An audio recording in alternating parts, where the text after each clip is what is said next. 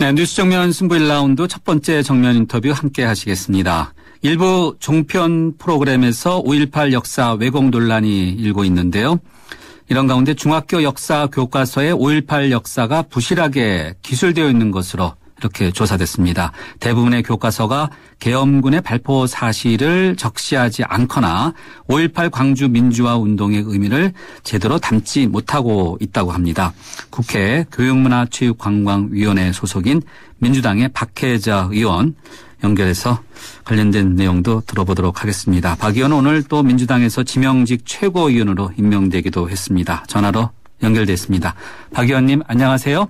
네, 안녕하십니까. 네, 오늘 지명직 최고위원, 당에서 최고위원이면 가장 높은 분 아니겠습니까?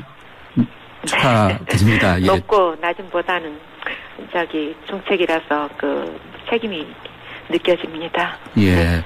책임이 느껴진다고 말씀해 주셨는데 김한길 대표로부터는 어떤 이야기를 들으셨나요? 혹시 지명직 최고위원 좀 맡아주십시오라고 대표께서 말씀하셨겠죠? 그러면서요. 네, 제가 이제 오늘 맡아달라는 얘기를 들었는데요. 예.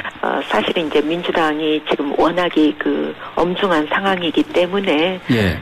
지금 이러한 상황 속에서는 변화와 혁신이 필요하고 또 새로운 인물도 필요하다 그런 말씀을 하셨어요. 그러면서 모두 다 힘을 합하자. 함께 나가자 이제 이런 말씀으로 끌어주셨습니다. 참 저도 이제 정치 초년생이지만 정말 중책을 맡게 돼서 아무튼 우리 민주당이 다시 창당하는 그러한 상황에 처했다라는 제 생각을 하고요. 열심히 노력해 보겠습니다. 네, 변화와 혁신을 위해 노력해달라. 예. 호남 출신을 배려했다 이렇게 봐도 됩니까? 의원님께서는 광주 출신 초선 의원이신데요. 네. 글쎄요, 제가 호남 출신에 대한 배려라는 말에 대해서는 또 여러 가지 입장이 있는 것 같습니다. 이번에 이제 저희가 민주당 지도부에 대한 도전 과정에서 다만 호남이 어찌 보면 진출해서 빠져 있었기 때문에 여러 가지 다양한 이야기가 나오는 것 같습니다. 아무튼 그러나 민주당과 호남이라고 하는 것은 뗄래야 뗄 수 없는 그러한 관계라고 생각을 합니다. 그래서 그 점 제가 감히 앞으로 노력하겠다라는 말씀으로 대신하고요. 또 한편으로 여성이라는 입장은 집안이 어려울 때는 어머니 또 전면에 나서서 어찌 보면 헌신과 포용으로 또 가정을 이끌어 나가기도 합니다. 그렇죠. 그래서 그런 마음의 자세를 제가 배우도록 하겠습니다. 예. 민주당이 정말 어려운 시기다라는 부분에 대해서는 누구도 이의를 달지 않을 것 같은데요. 오늘 보면요. 안철수 네. 무소속 의원이 네. 이제 정책 네트워크 내일 이런 걸 창립하겠다 이런 네. 이야기를 했고 또 최근에 보면은 민주당이 어려운 여건 속에서 광주에 가서 광주 선언도 했고 또 호남이 그만큼 민주당과 뗄래야 뗄 수 없다고 언급해 주셨는데 네. 안철수 의원과 민주당 어떻게 보세요? 글쎄요, 안철수 의원과 민주당의 관계를 딱히 이렇게 한마디로 규정 짓는 것은 쉽지 않은 일이고요. 다만 지금 이제 민주당에 대한 국민들의 기대가 컸던 만큼 또 실망도 크고 질책도 크다라고 생각을 합니다. 이런 이제 위기 상황 속에서 안철수의 등장이라고 하는 것은 저희한테 정말 사직생의 각오로 다시 변화하지 않으면 안 된다라는 그런 화두를 저희한테 던지는 것이라고 생각을 합니다. 그래서 안철수 의원께서 정책 네트워크를 한다든지 또 새정치를 하든 이러한 것은 저희 민주당과의 결국은 혁신 경쟁이 되지 않을까. 그러나 또 경쟁을 하면서 또 동시에 때때로는 또 협력도 할 수 있겠지요. 그래서 상황에 따라서 서로 좋은 선의의 경쟁도 펼치고 또 힘을 합쳐야 될 때는 또 힘을 합치기도 해야 되는 것이 기본 아닐까 그런 생각합니다. 예, 앞서 민주당은 이제 호남과 뗄래야 뗄 수 없는 관계라고 말씀하셨는데 네. 호남의 민심 어떻게 보세요? 민주당과 안철수 의원 쪽 문제 어떻게 보시는지요? 참 저희 같은 그 광주 출신 의원으로서는 요즘에 그 호남의 민심 정말 무섭습니다. 그리고 저도 정말 그 두렵고요. 그러나 또 저희가 그 성장하기 위해서는 또 겉해야 될 그 진통이라고 생각을 합니다. 사실 그 호남민들이 민주당을 그 만들어주신 그런 부모와 같은 곳이죠. 그래서 뭐 자식이 잘 되라고 질책하는 것은 항상 그 있을 수 있는 그 일이고요. 또 민주당이 바로 서기를 그만큼 기대가 있기 때문에 또 질책도 하시는 거라고 생각을 합니다.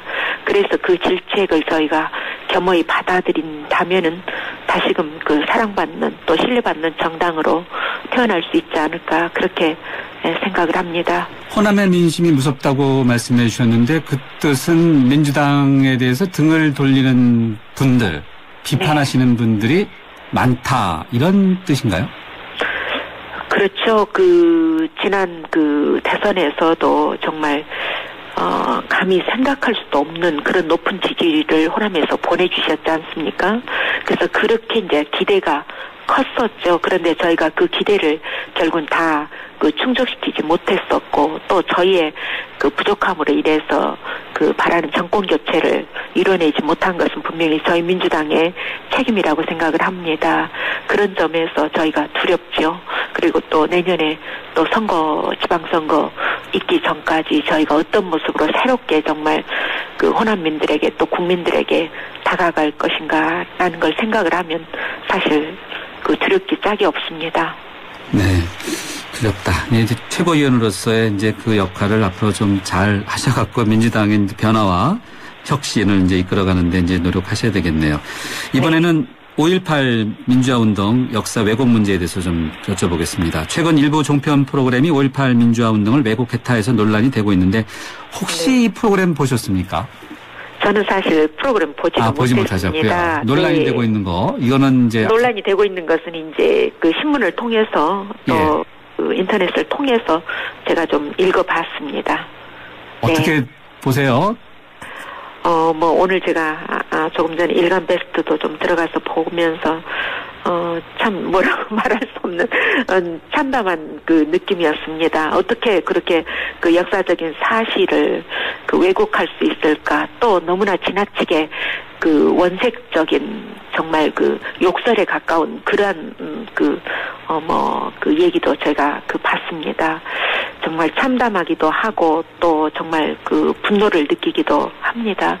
우리가 뭐 사실 이웃나라들하고도 항상 역사적인 왜곡 문제에 대해서 정말 그러면 안 된다라고 하면서 어찌 우리 내에서까지도 이렇게 그 역사적인 왜곡 또 역사적인 사실에 대한 폄훼가 있을까 그런 생각하면서 이러한 것도 저희가 제대로 챙기지 못한 그런 그 반성도 해야 된다 생각을 했습니다. 이 문제와 관련해서 의원님께서 중학교 역사 교과서에도 5.18 민주화 운동에 대한 서술이 제대로 안 돼 있다라는 것을 조사하셨죠? 네. 어떤 내용이죠?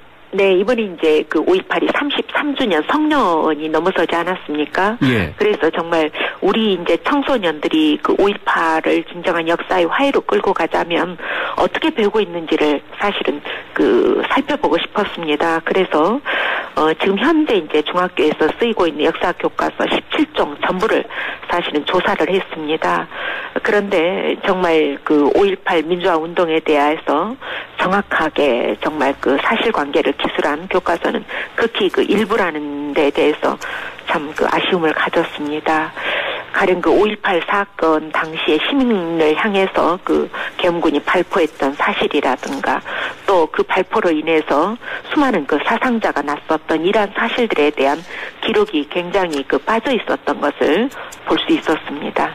그래서 그러한 부분에 대해서 참 그 정말 이거 어떻게 그 하나라는 그런 그 정말 저 스스로 제가 이제 상임위가 교육과학 에서 이제 교육 최근에는 문화체육관광으로 바뀌었습니다만 어찌됐든 교육 분과를 맡고 있는데 우리 아이들한테 이런 그 역사적인 사실을 제대로 교육시키고 있지 못하다라고 하는 점에 대해서 자괴감을 좀 느꼈습니다.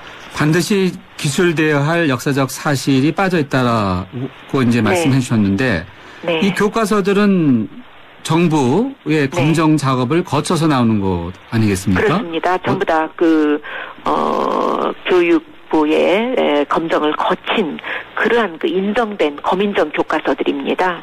어떻게 통과됐을까요? 그런데 이제 검인정 과정을 보게 되면 먼저 이제 교육 과정을 정합니다. 그리고 그 교육 과정이 정해지면 그에 근거해서 교과서를 어떻게 서술한다. 그런 이제 지침에 해당되는 집필 기준을 정하게 돼요. 그리고 이제 그 집필 기준을 제대로 준수했는지를 이제 추후에 검정을 하게 되죠. 이제 이런 세 단계를 거쳐야 되는데 사실 집필 기준을 명확하게 하지도 않았고 또 집필 기준이 명확하지 않다 보니까 검정에 있어서 이러한 것들이 제대로 걸려지지 못한 그러한 문제가 있었던 것으로 보입니다.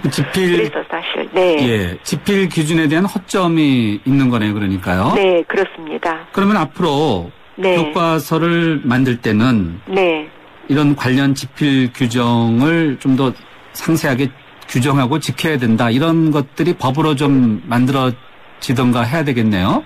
네, 그렇습니다. 그런데 이제 그렇게 집필 기준을 바꾸자면 교육과정이 개편이 돼야 돼요. 그래서 교육과정에 대한 개편 과정이 있어야 되는데 사실 2009년도에 하고는 지금 교육과정에 대한 개편이 언제 한다라는 게 지금 정확히 정해진 바가 없습니다. 그래서 이제 저희가 교육부에 앞으로 이 교육과정에 대한 개편 문제를 제기할 것이고요. 그 교육과정 속에서 집필 기준에 대한 문제를 관심 갖고 저희가 살펴보도록 그렇게 하겠습니다. 네, 국회 교육문화체육관광위에서 이제 앞으로 교과서 개정 문제, 집필 문제에 대해서 이제 집중적으로 다루겠다. 네. 사실 역사적인 사실을 정확하게 교육시키는 것이 우리가 역사적인 사실을 제대로 계승하는 것이다. 저는 그렇게 믿습니다. 예, 알겠습니다.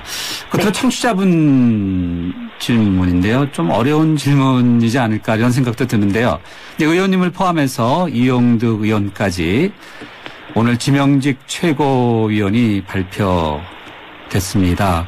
원내 구성을 하면서 민주당이 구인난에 시달린다, 돌려막기 인사다, 이런 이야기가 있는데 어떻게 생각하시는지요? 그렇지는 않고요. 사실 이런 경향은 있는 것 같습니다. 새롭고 또 국민들한테 정말 새로운 민주당이 변화하는 모습을 제대로 대변해 줄 수 있는 사람을 찾다 보니까 그 과정이 결코 쉬운 과정이 아니고요. 또 다양한 그러니까 지금 원외의 다양한 분들에 대한 검토도 여러 가지로 하고 있는 것으로 알고 있습니다. 그래서 앞으로 또 추가적으로 한 분의 최고위원을 저희가 지명을 해야 되기 때문에 앞으로 저희가 더 정말 훌륭한 분들을 모시는 그러한 과정을 거치게 될 것으로 믿습니다. 한 분이 더 아직 공석인가요? 네, 그렇습니다. 예, 그렇군요. 저희가 총 7사람인데 최고위원이 오늘 2분 발표됐으니까 그렇겠네요. 지명의 선출직 4분과 저희 2사람 그러네요. 그리고 한 분이 더 남아 있습니다. 네. 어떤 분이 혹시 될지 혹시 들으셨나요? 저는 아직 듣지 못했고요. 저 자신도 굉장히 정말 기대하는 바에 대해서 제 스스로 여러 가지 고심 중에 있습니다. 네, 외부에서 영입되지 않겠냐 이런 관측들이 많은데요. 네, 그런 관측도 듣고 있습니다. 네. 가능성이 높을까요? 최고위원회에서 여러 가지 안을 놓고 충분히 검토할 것입니다. 최고위원 현재 6분이죠. 6분이 이제 외부에서 어느 분을 영입할지 이제 논의를 하시겠다. 자, 그럴 과정으로 왜냐하면은 대표하고 최고위원회하고 의결사항이기 때문에 그렇게 같이 논의하는 과정을 거치게 될 것으로 봅니다. 최고위원들 간에 이제 의결사항이 돼 있으니까 외부에서 영입하는 분들은 이제 같이 6분이 이제 의논한다. 당 대표께서 제안을 하시기도 하고 이것이 이제 최고위원회에서 또 동의를 받아서 아마 그렇게 진행되지 않을까 싶습니다. 네, 알겠습니다. 국민들이 이제 민주당을 향한 혁신 요구가 많지 않습니까? 최고위원으로서 많은 활약해 주시기 바랍니다. 네, 오늘 말씀 감사합니다. 네, 열심히 하겠습니다. 지금까지 민주당 최고위원인 박혜자 의원이었습니다.